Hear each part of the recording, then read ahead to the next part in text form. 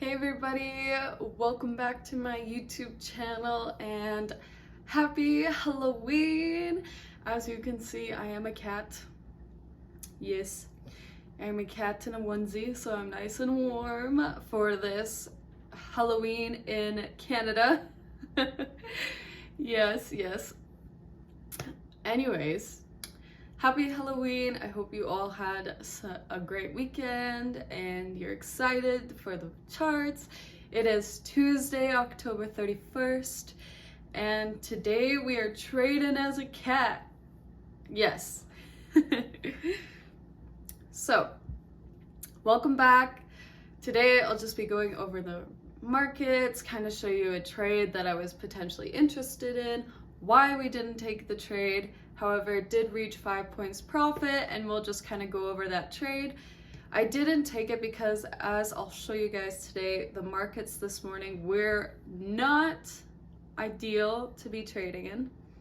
We had a lot of deep retracements, and I think overall, I'll show you what I mean when I say we could have taken this trade, but the fact that we still have yet to get into buy side liquidity is kind of like I'll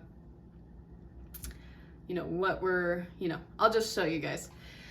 So let's hop in the charts and let's get started. So let's start on the daily chart here. All right, so last week we took out these relative equal lows.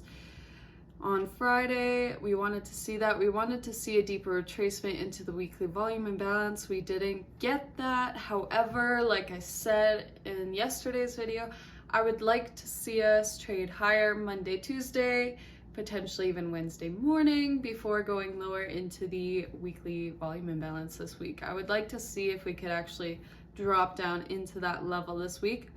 We do have NFP this week, so tomorrow, Thursday, Friday, we have some pretty heavy hitting news.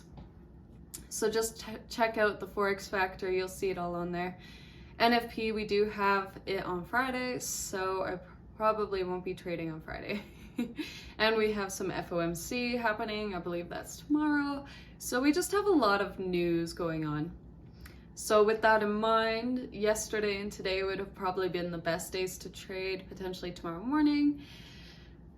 But we're just kind of gonna go with it. We're still gonna be on the charts. Pause while I take a sip of coffee.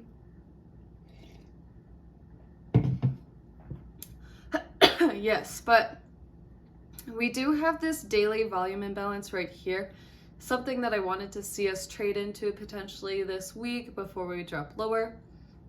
We did take out the Monday high this morning, and we actually had some movement during the Asian session, which was crazy to see considering we don't usually get movement during the Asian sessions. So let's drop down to the 1 hour chart. Again, daily volume imbalance.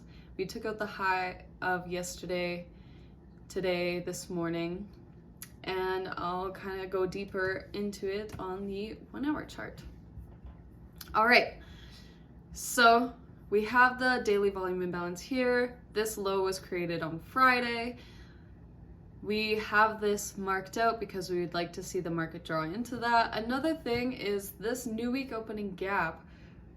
We haven't traded into it, and I'm expecting us to go lower into this at least to fill it. I would like to see that weekly low taken out, and then of course the weekly volume imbalance.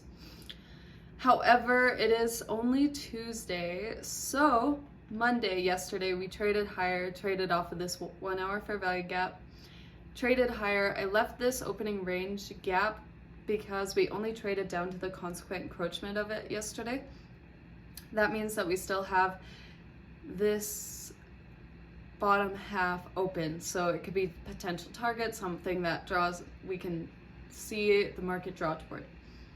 All right, we have this previous new day opening gap from Thursday. Thursday to Friday, we extended it. Look at how the market traded down right to the top of that new week opening gap. That is actually the low of today, which is also the London session lows. We traded down, see what I mean? Look at this Asian session. We traded down, down, down, down, down. Like that is actually some movement for Asian sessions. So with that being said, seeing that movement, I was like, okay, we might actually see a good market this morning. Like we could see some movement. We'll just kind of see how it plays out. So I had this new day opening gap. We came down to the high of it and then we traded higher. Okay, so we already have like a higher time frame kind of. We traded into the objective there and then we traded higher, taking out the high on Monday. So it came up, took out the high, traded back down into this 1 hour fair value gap during our time frame, and then of course higher, not quite taking out the New York PM session highs or these highs right here. So that is just kind of like, well, why didn't we run higher even into this daily volume imbalance? I was like, what is going on? Why aren't we going higher? And then I just, like today has been a lot of deep retracements, so that's probably has something to do with it. Okay, let's go down to the 15-minute time frame. All right, so as you can see, Asian session was moving lower, and then of course we took out these lows at 2 a.m., which is the London ICT silver bullet time frame, 2 to 3 a.m. And then we go higher, came back down into this 1 hour fair value gap, higher, down, and then ultimately taking out the high of the day. Cool, that was awesome to see. We took this high out, traded lower, we had this displacement run down at 8:30 a.m., came back into this 15-minute fair value gap. This would have been an institutional order flow entry drill. Kind of traded, opened, and then just broke down lower. Now, we took out this high at 9:30, but we didn't take out these relative equal highs, so I wanted to see these relative equal highs traded to and potentially the 15-minute fair value gap traded to. When we seen this run, however, I was like, okay, like maybe we're gonna go lower today. Maybe we've already made the high of the week this morning, and now we're gonna be trading lower. So I was kind of going in with the expectation of potentially lower pricing, etc., etc. However, we took out this low, traded into this 1 hour fair value gap, and we couldn't close below it. So that right there, I was like, okay, we're probably gonna go higher to go lower now. Let's drop down to the 5-minute. All right, came down into this 1 hour fair value gap at 10 a.m. Then we had this displacement run here, not quite taking out this high here, but trading higher, filling in all this inefficiency here, and then we came back down into this 5-minute fair value gap to go back up higher, taking out this high, and then these relative equal highs. But again, like look at this market, like we came up, but then we had this really deep retracement into this 5-minute fair value gap, the 15-minute order block, and then we moved higher again into the 15-minute fair value gap, which was what we would have liked to see, but considering we had such deep retracements, when I go down to the 1 minute, you'll kind of see where my head was and why we didn't actually enter into the trade. I was just kind of watching the market. So 1 minute. Okay. So, of course, we have the open, filled in the opening range gap right away, traded lower, consolidation, and then again lower, and then one more time, digs into this low, into the sell side liquidity, filling in the 1 hour fair value gap before moving higher. Break of market structure right here, higher. Couldn't quite get down into this 1 minute fair value gap. Moved higher. We had some consolidation. We had this fair value gap here, and the market was actually respecting it for a bit. So that was something I was watching. Like, are we respecting this and gonna go lower? We broke market structure again, came higher, right into this. This would have been a good entry here, but again, this morning I was kind of like, okay, maybe buys, maybe sells, so I was more neutral, and because I could have gone either way, like it could have gone for sell side liquidity, could have gone for buy side liquidity. I was just neutral at the time. So we came back down. This run we couldn't get in because there was no retrace into a fair value gap. Came back down. We did trade to the bottom of the high of the 15-minute order block. Seeing this, I was like, okay. Filling in the 5-minute fair value gap, I was like, okay.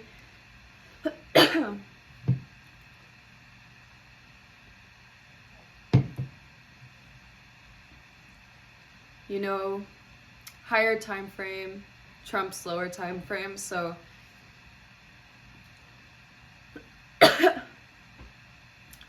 trading down into this 5-minute fair value gap, I was like, okay, we could potentially see it move higher now since we're filling in that 5-minute fair value gap, and we did. We had this displacement run, break of market structure right here, displacement, 1-minute fair value gap, entry, 5-point stop loss would have been below this candle right here. We came down into this 1-minute fair value gap before eventually moving higher into the 15-minute fair value gap, taking out these relative equal highs as well. So this, yes, would have been a good trade. One of the reasons I didn't take the trade was because we've seen the market do such a deep retracement already today that I was expecting potentially another deep retracement. So I just watched the market. I didn't actually enter into this trade, but seeing it play out, I was like, that's cool. I like seeing it play out to what I was expecting. Again, we came back down into this 1-minute fair value gap, and then I was like, all right, like this is the run. We're gonna go higher, fill in this 1-minute fair value gap, and take out these New York PM session highs. We didn't, and then now we've just been kind of trading down, came back up, you know, came back down. You know, it just, for me personally, this market isn't a market that I like to trade in because there's a lot of deeper retracements, and the fact that it hasn't been able to get into those New York PM session highs or fill in the 15-minute fair value gap, these are all things that I'm like, okay, I don't know if it's worth the risk. Yes, we could have made money on this trade. Yes, it did hit a 5-point profit, but when we're aiming for 10 points, like that trade would not have hit our 10-point profit mark. So am I upset that I didn't get in the trade? No. I am more happy that I was able to watch the market play out and unfold as I would have liked it to. And the fact that we're still in this kind of like consolidation, like high resistance areas. I'm glad we didn't take a trade, especially knowing that it wasn't really there. So yeah, I think this day, even though we didn't take a trade, was good. I'm happy that we watched the markets and just tape read today. And again, seeing it come down into this one, displacement, break of market structure, came back down into this fair value gap. Like this would have been a good entry, but considering we had such deeper retracements all day, I was like, I don't know. So there we go. That is the morning session this morning. And again, even though I didn't take a trade, I'm still happy I was able to watch the market and see it play out. And yeah, I guess we'll see what we have in store next week.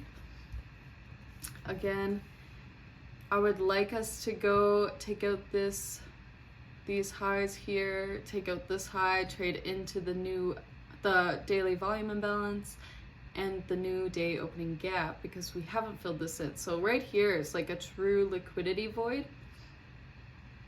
And those are like magnets. So I would like to see us trade into this area before we do anything, like before we move or go down. I would really like to see it trade into this yellow area right here